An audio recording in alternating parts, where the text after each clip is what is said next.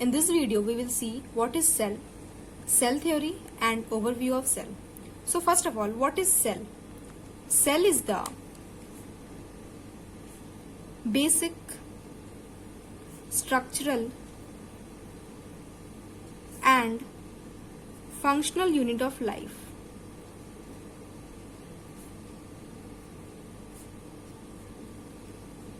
तो हम लोग इसको स्ट्रक्चरल और फंक्शनल यूनिट ऑफ लाइफ क्यों बोलते हैं? Because body of all cell body of all organism are made up of cells. ठीक है,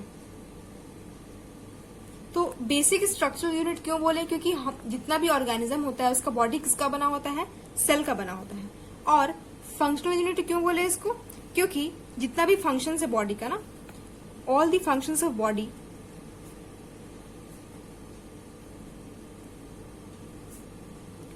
क्या फंक्शन मतलब कैसा फंक्शन होगा? रेस्पिरेशन, डाइजेशन, रिप्रोडक्शन क्या है? कौन कैरी आउट करता है? सेल कैरी आउट करता है. Are carried out by cells. ठीक है, इसीलिए इसको हम क्या बोलते हैं? Cell are the basic structural and functional unit of life. ठीक है, अब एक एग्जांपल देख लो. मान लो कि तुम देखते हो कि घर कैसे बनता है. जैसे ब्रिक जोड़ जोड़ के घर बनता है ना, एक एक ब्रिक जोड़ के घर बनता है, वैसे ही हमारा सेल है. तो सेल जुड़ के क्या बनता है? आपस में टिश्यू बनता है, टिश्यू से ऑर्गन बनता है, फिर ऑर्गन से ऑर्गन सिस्टम बनता है, और फिर फाइनली क्या बनता है? एक ऑर्गेनिज्म बनता है. सो कैसे होता है? सेल जुड़ के क्या बनते हैं? टिश्यू. ठीक है, टिश्यू से क्या बनता है? ऑर्गन बनता है. ऑर्गन से क्या बनता है? ऑर्गन सिस्टम बनता है. And from organ system we get an organism. ठीक है, अब देखेंगे सबसे पहले कि सबसे पहले सेल किसने डिस्कवर किया था. So who discovered the first cell? तो रॉबर्ट हुक जो था, he discovered first cell.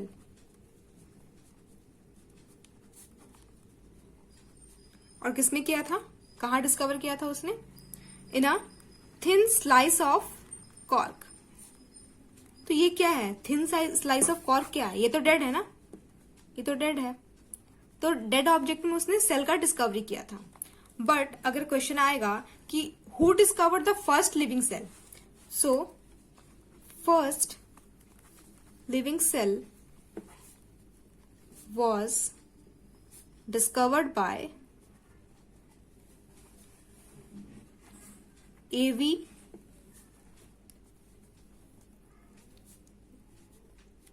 लिवेनहुक. ठीक है, तो सबसे पहले लिविंग सेल किसने डिस्कवर किया था? इसने किया था.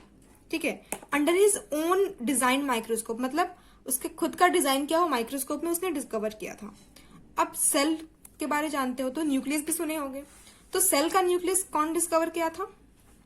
Robert Brown. What he did? He discovered first, he discovered nucleus of cell. ठीक है, तो रॉबर्ट ब्राउन ने क्या डिस्कवर किया? सेल का न्यूक्लियस. अब हम आ जाएंगे सेल थ्योरी के बारे में. सेल थ्योरी क्या है, किसने दिया? तो सबसे पहले 1838 में एक जर्मन बॉटनिस्ट थे,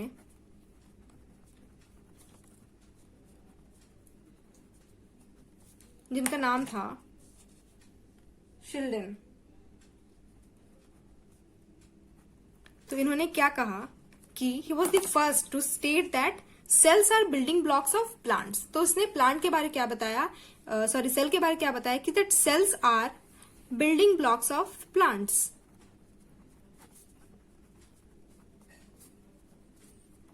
अब उसी साल में एक और थे जिनका नाम था शॉन. ठीक है, तो उसने क्या कहा? शॉन ने कहा कि cells are fundamental unit of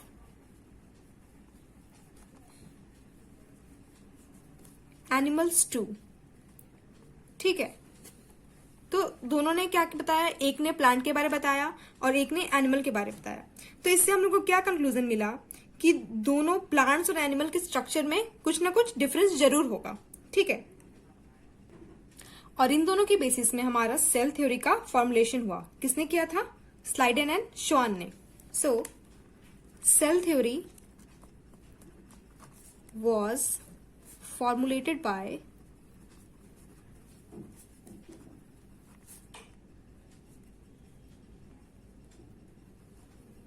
Slyden and Schwann, ठीक है।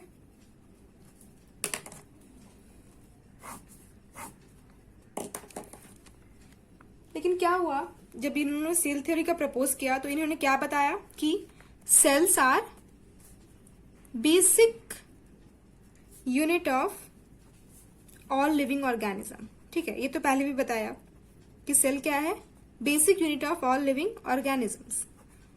लेकिन ये जो सेल थ्योरी था इनका, इन्होंने ये नहीं एक्सप्लेन कर पाया कि सेल अराइज कहां से हुआ, that how new sales arise, नया सेल जो है वो कैसे बनता है, ये उसने नहीं बता पाया, ठीक है। तो इसको एक्सप्लेन करने के लिए एक दूसरे साइंटिस्ट आए जिनका नाम था रुडोल्फ वर्चो। तो इन्होंने क्या कहा कि new cells come from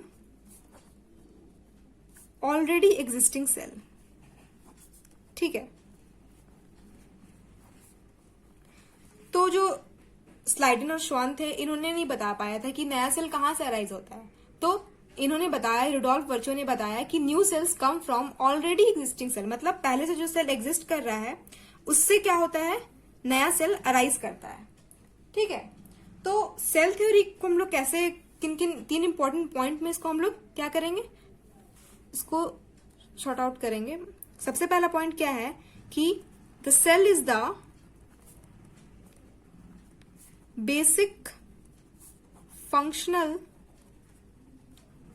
and structural unit of life, ठीक है। ये एक्सप्लेन कर दिया कि हम लोग इसको स्ट्रक्चरल और फंक्शनल यूनिट क्यों बोलते हैं, ठीक है।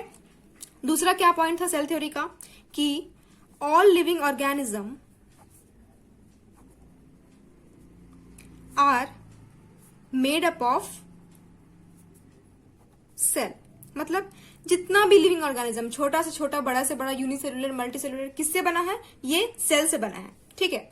और तीसरा पॉइंट जो है कि all cells arise from pre existing cell, ठीक है, कि जितना भी सेल है वो किससे अराइज होता है, प्री एग्जिस्टिंग, मतलब पहले जो ऑलरेडी सेल बना हुआ है उससे नया सेल अराइज होता है, ठीक है। तो ये तुम्हारा था सेल थ्योरी, ठीक है। अब हम देखेंगे, अब हमारे बॉडी में बहुत डिफरेंट टाइप के सेल्स होते हैं, ठीक है।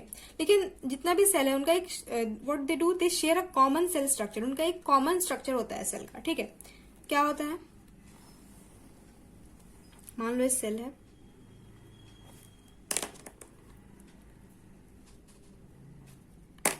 तो सबसे आउटर मोस्ट जो लेयर होता है ना, outermost layer of the cell is called plasma membrane. इसको हम लोग सेल मेम्ब्रेन भी बोलते हैं। दूसरा स्ट्रक्चर क्या हुआ, साइटोप्लाज्म, ठीक है। और सेल के अंदर क्या होता है, न्यूक्लियस। तो ये तुम्हारा क्या हो गया, बेसिक स्ट्रक्चर हो गया, जो कि सारा सेल के पास तुमको ये तो मिलेगा ही मिलेगा, ठीक है।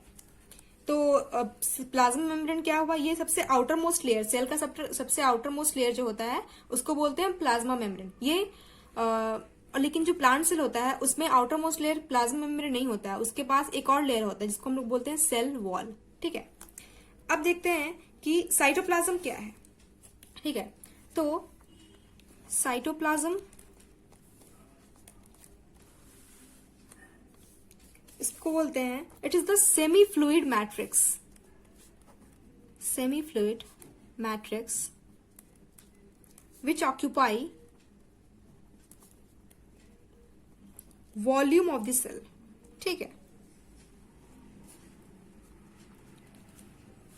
तो ये जो है ना, ये चीज, ये क्या है, इसको हम लोग बोलते हैं साइटोप्लाज्म। और ये कैसा है, सेमी फ्लूइड होता है, ठीक है।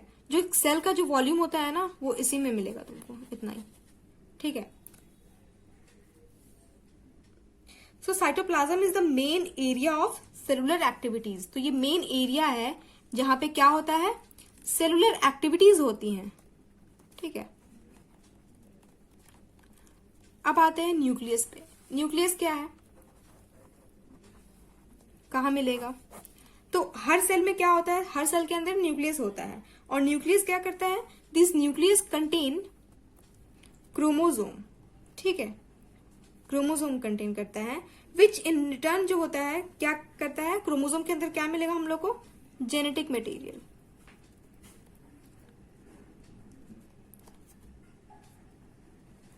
ठीक है।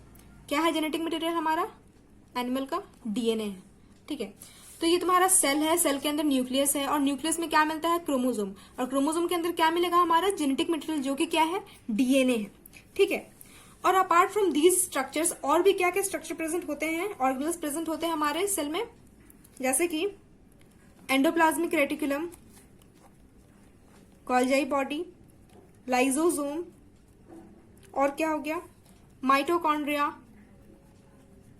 ठीक है, वैक्यूल्स हो गया, ठीक है। ये सारी चीज हम लोग को कहाँ मिलते हैं, सेल में मिलेंगे। इन स्ट्रक्चर्स का डिटेल हम लोग नेक्स्ट लेक्चर में देखेंगे, ठीक है। और क्या होगा, जो सेल होता है ना, बहुत डिफरेंट टाइप का सेल होता है हमारे बॉडी में, तो सबका अलग अलग साइज होता है, अलग अलग शेप होता है, ठीक है।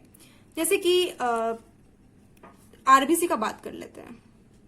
आरबीसी कैसा होता है, बाइकॉनकेव होता है,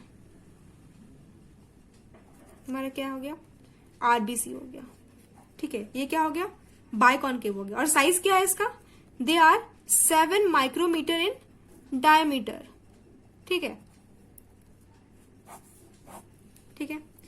और अगर हम बात कर ले डब्ल्यूबीसी का, इसका क्या होता है, इसका शेप अलग होता है, ये कुछ इस तरह होगा। तो क्या है, every cell has different shape and size and perform different function. ये तुम्हारा हो गया डब्ल्यूबीसी हो गया, ठीक है। अब अगर बात हम लोग नर्व सेल की करते हैं, न्यूरॉन्स पढ़े हैं सब लोग, नर्व सेल की करते हैं बात, तो ये सब सेल होता है ना, सबसे क्या होता है, लॉन्गेस्ट होता है, ठीक है। नर्व सेल ये सबसे लॉन्गेस्ट होता है। और भी डिफरेंट वैरायटी का सेल आता है, जैसे कि बात कर लो कॉलमनर एपिथेलियल सेल, तो इसका शेप क्या होता है, ऐसे होता है। तो वैरायटी ऑफ सेल है जिसका अलग अलग शेप होता है, अलग अलग साइज होता है, ठीक है।